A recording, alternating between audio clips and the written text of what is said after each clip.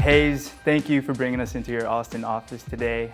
It is really great to be speaking with you, and I'm excited to dive into your business. Oh, thank you. Thanks for having me. I really appreciate it. So you are the founder and CEO of GoodLeap. You also helped start GivePower, which is a nonprofit, and you are the newest member of the Forbes 400. So to start things off here, can you just explain what GoodLeap is and what it does for consumers? Absolutely. So GoodLeap is a fintech focused on sustainability. And the problem we're trying to solve is 40% of carbon emissions come from decisions made in the home. And so what we're doing is we're bringing the banks that want to finance these assets at scale with installers that are installing these solutions and trying to learn how to communicate what these solutions can do in the home. And ultimately, the homeowner gets a zero down, instantaneous financing where they can save money from the very first month to convert their outdated home to an energy efficient smart home. And so my idea with GoodLeap was to create a platform that makes it easy and simple with total transparency for people to be able to finance these assets. So when you think about a simple digital first solution, a homeowner as an example can look at what does it take for them to lower their carbon footprint. About 40% of carbon emissions come from decisions made in the home. That's a big part of the problem. So how do you solve that problem? How do you make it easy for that homeowner to be able to lower their carbon footprint, but make the preferential option to live more sustainably the economic option, where they save money from the very first month? And so what GoodLeap does is they provide that simple front-end point-of-sale platform where that consumer can look at how much money can I save if I convert these outdated assets into electrified, energy-efficient assets? What's my carbon offset? What's my savings? And GoodLeap provides that fintech platform. What is the biggest issue that you're seeing, and how have you been working to fix that? Yeah, so there's three parties you have to educate. So let's start with the banks, financial institutions, sovereigns, insurance companies. They need to understand these are high quality assets, they're going to perform, where they're not going to see high defaults. Our default rates are less than 80 basis points, so less than 1%. And so the banks say, okay, if I can get a 6, 7, 8% return on these assets, it's predictable, it's boring, of high quality assets, they'll lean in and they want to finance these assets in $40, $50 million increments. So you have to create enough volume for the banks, you have to educate the banks on the asset class, and then create the pipes for them in an effort to exchange capital. And in our case, it's in forward flow commitments. Your company grew insanely during the pandemic, and I think one of the most interesting things that we've discussed is how you came to realize that these loans, the default rates, would stay at this reliable level, despite people going through so much economic hardship. Why was that the case? And talk us through your experience sort of coming to that realization. Yeah, so the reason the banks are very comfortable with the asset class is it's pretty simple. People don't want to pay more for electricity. So in our case, we help the consumer, the homeowner, fix their energy costs over a 25 to 30 year period of time. The homeowner feels safe about what their energy costs are going to be, and they pay less for electricity, period. The home's more energy efficient. And so a big test during COVID was, would we see higher default rates? Will people continue to make their payments? And we haven't seen any increase in defaults or forbearances. So that was part of educating the banks. Now then, to your point, you have to educate the contractors. So the contractors need to be educated on, look, there's a better way to deploy whatever solutions, whether it's energy efficient HVAC, synthetic grass turf, the smart thermostats, the variety of things you can do to lower your carbon footprint by using financing. Traditionally, they would ask the customer to use an 18% credit card or go to your local bank and ask them to finance it. Well, clearly the banks didn't know how to finance these assets, and putting $30,000 on your credit card at 18% is not necessarily a good idea. And so the contractors are now learning how to use digital first solutions, use those digital first solutions, and they have an iPad, they have a tablet, they can educate the consumer real time on what the item is they can put inside of their home, what that looks like, what the carbon offset, what the savings look like, and then instantaneously with GoodLeap, hit a button and provide final approval within 3 seconds for that consumer. Now the contractor likes that because they know we're going to pay them right at point of installation. So they can manage their working capital, they can manage their cash flow a lot easier with GoodLeap than they would otherwise. And then ultimately you're educating the consumer. You can retrofit your home with better products. You can get rid of that sad, old, oil fuel-based heating solution with a beautiful new electric heat pump or electric solution, and you can do it for no money out of pocket and save money from the very first month. So we've talked a lot about GoodLeap, but I also want to talk about your background. You have a childhood that seems like it has been very influential in the way that you've grown up, become an entrepreneur. Talk us through about some of the things that have really informed the way that you've become, a CEO and a company leader now. Yeah, well, I grew up in humble beginnings, and I'm really focused on staying humble. Raised by a single mom, only child, grew up in Missouri. And my mom, it was the hardest working woman I ever saw. Most times working 2 jobs at the same time. And, she walked to the laundromat with pride every single day. And so when you grow up with an amazing mother like I did, who worked so hard, who was so diligent about being optimistic every day and committing to helping others and having empathy for the underdog, I think that's kind of like really burnt into your soul. I want to help the underdog. I have a zest for the underdog. I want to help people, save $50 a month. I know the difference in that $50 and where that $50 can go. And so I'm kind of dedicated my life to a few things because of my upbringing, which is 1, fight for the underdog, give them opportunities to have, whether it's healthy water within my foundation or access to clean energy solutions, or really democratizing access to these solutions so everyone can participate in electrifying their home and lowering their carbon footprint and saving money, and never losing sight of the humility and the compassion and empathy of people in need. And trying to use your talents and use your discipline and focus and intensity that it gives you when you see your mom working that hard every day, and that fire in your belly and passion in your heart to do some good for the world. You took some of that passion with you when you graduated from the University of Missouri. You had studied business, and then you decided you would drive out to Silicon Valley and sort of pursue your career. Yeah. Tell us about that decision and where you were in your early career and what that ultimately led to. Yeah, I mean, look, my childhood was pretty great. I lived in a little apartment complex with a bunch of single mothers that were doing the best they possibly could to provide a life for their children. And I could play, a little bit of football, and so it was enough to kind of, take me to, a good university. And so I had an injury to where my football career in college ended very quickly. And at that moment in my time, at the end of my freshman year, I really felt like, the world was crumbling. That was my world. And so I really tapped into the business school at the University of Missouri and had a good, strong group of friends there.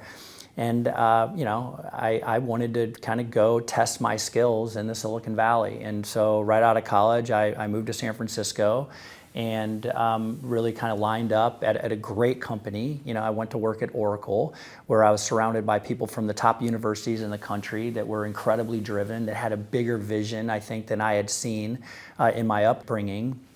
And that gave me even more hunger, and the power of that proximity, the power of individuals kind of thinking about what was possible from a technology perspective inspired me after, a little over 8 years at Oracle to leave and start my first company in kind of the digital world.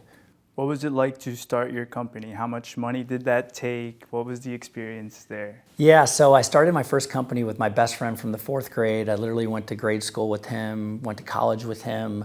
He's like a brother to me. And then my other best friend that I met my sophomore year, his freshman year at the University of Missouri. And so we were really close, really tight friends. And I had moved to the Silicon Valley, and I'd grown a lot in a relatively short period of time, and asked them to kind of come west. They were in Michigan at the time, and said, look, let's start a business together. I had become really proficient in virtual sales, and it just blew my mind at Oracle how we could sell a CD for millions and millions of dollars. And that rigor and that really strong kind of cadence of how you could do things in a larger organization of scale to be incredibly successful. And Oracle launched a lot of great entrepreneurs while I was there. Mark Benioff left to start Salesforce. Craig Conway left to do PeopleSoft. Tom Siebel left to do Siebel Systems and NetSuite and all these different companies that kind of broke off. And so naturally you're inspired by the ability to go leave and start your own company. And so I started that company with these two amazing individuals that I'm still incredibly close with today. And we kind of raised our children together, and our wives became best friends, and we launched a company, almost 20 years ago that kind of really kind of transformed the way you could do digital mortgages. Is what the first business was. That then led into launching a company that could also do that with insurance. And the purpose of that, you said, was you wanted to keep figuring out ways that you could save consumers money. That was the goal, right? When you grow up in a little apartment with your mom your whole life, and you pay rent your whole life in the same apartment, all you think about is, man, what is homeownership like? I wonder why my mom and I, we don't own a home. She works so hard. Like, why don't we have a washer and dryer? And literally, I would see her with her head in her hands, worrying about bills and worrying about if we could turn the air conditioner on in Missouri. And it's hot in Missouri in the summertime. And so I had a lot of compassion. And so fast forward, I had a mortgage company with a lot of single moms in our processing and underwriting department, and was very passionate about reading letters from consumers about saving them money on their mortgage payment, saving them money on their homeowners and auto insurance, and ultimately I launched a solar company that could save them money on their electric bill. That is around the time, or sort of the acquisition, SolarCity's acquisition of Paramount Solar at the time, that helped motivate GivePower, didn't it? Yeah, absolutely. So when we were building our solar business, I had gone to Mali, Africa, and in 08 was a really hard year for me. We had to lay off people, and I learned what furlough meant, and it was the first time in my life where I really felt lost as a CEO. And they say you're never a real CEO until you go through a near-death experience, and that one was mine. I was a financial institutions company in 08. Warehouse lines were really difficult to get. The country didn't want to lend money. And so I ended up deciding to take my executive team on a trek to Africa, to Mali, Africa, and install a school, build a school together. And so I was laying in the dirt and ultimately had a conversation with the chief, and he said, what we really need is electricity. If you could provide laptops for the school and light the school, then the women could get educated in the school, because they were going and fetching water, unfortunately, till 2 or 3 o'clock every single day. And so ultimately, I was going to, say, okay, let me figure out how to put solar on these schools. We were doing a school in Nicaragua, and Lyndon had approached us, to buy the company. And I said, look, one thing I'm very passionate about is I want to put solar on schools all throughout the country. And he said, tell me a little bit about it. And I said, look, let's figure out a way to do it. And what we came up with in his hot tub at his house in San Mateo was, what if for every megawatt of energy we deploy in the United States, we put solar on a school in the developing world? What if that was the ratio that we did? It felt really aligned. Okay, let's grow the business. I was brought on board as a chief revenue officer to scale the company. And that was the beginning of the foundation, the 501c3 that we have today. It's called GivePower. And we started that foundation, and I'm happy to say now, we've put solar on 2,750 schools in 17 countries, and we do a lot more than that now. And companies buy into it, right? Whenever GoodLeap clients sometimes can share a portion of their revenues to help fund those schools and solar for those schools, right?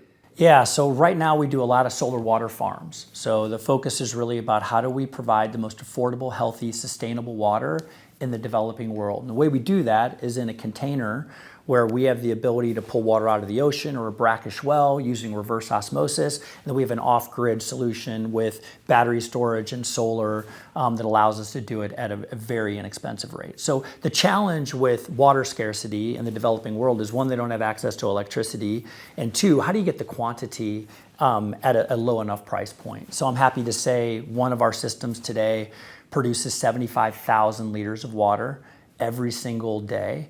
And our smaller systems do about 15,000 liters of water every single day. But the better thing about it is that it's less than half of a cent for someone to get access to that water. So that's transformative. And so what happens now is companies, we have the ability to provide a liter of water for less than a penny a day. And many companies will join the platform and say, look, we'd love to send our employees on treks. We'll take over 400 people on treks this year alone that will go install these solar solutions throughout the world. And so we have about 150 to 200 major corporations that donate some amount of money per transaction on the GoodLeap platform. And it's pretty transformative because GoodLeap covers 100% of the overhead of the foundation. There's about 150 full-time employees in the foundation. And then every dollar that's donated goes directly to a solar water farm somewhere in the world. Those systems, are they all built at the Austin warehouse here? They are. Yeah, they're built right here. And I'm happy to say we deploy about one a month right now throughout the world. So shifting gears a bit though, the Inflation Reduction Act, it provides more than $200 billion in tax incentives to help combat climate change. A lot of that can translate directly into savings for consumers or credits for consumers. Can you talk us through what you think the impact of that will be? Yeah, I think the impact's going to be positive. I think that it's going to incent a lot of manufacturing here in the United States. It's really important, like battery storage as an example, has a lot of demand from consumers that want to take control of their energy needs, put a battery on their home, but there's supply chain issues. And so by giving them incentives to build their manufacturing facilities here in the United States, keep those jobs here in the United States, and really take control of our own energy needs in this country is a very smart and wise thing to incent entrepreneurs to do. In addition to that, there's an awareness issue. A lot of homeowners don't know they can convert their outdated home into an energy efficient smart home and save money from the very first month they do it. And so what's happening is people are understanding about some of these incentives that are out there, some of the rebate programs that are out there for them for energy efficient HVAC or energy efficient water heating solutions or solar or battery storage, and that's going to drive a significant amount of adoption. Ultimately, what it will result in is a sustainable jobs boom, real careers of people that will come into this industry. These are jobs that can't be outsourced out of this country. People have to install these solutions in the country. It'll allow homeowners to take control of their energy independence, and it'll help address inflation at the actual cost of energy for homeowners. You know, if you look at the cost of energy over the past year, it's increased by somewhere in the neighborhood of around 15% year over year for just electricity. Now, if you look at energy, it's more around 20%, and Europe has bigger problems than we do right now. And so by fixing the cost of their electricity with some of these solutions over a 20 or 25-year period of time with a simple loan from GoodLeap, I think our company will play a big role in helping. So one last question. You raised $800 million in October of last year. GoodLeap has been growing insanely, as we've mentioned. What is next for it? Yeah, look, so we raise money from some families and some individuals that are really passionate about also addressing water scarcity in the developing world and doing what we can to reduce carbon and lower the carbon footprint within the home and ultimately commercially and things along those lines. And so those are the next steps that we need to go to is we need to look at, okay, commercially, there are a lot of building owners that also want to lower their carbon footprint, that want to save money.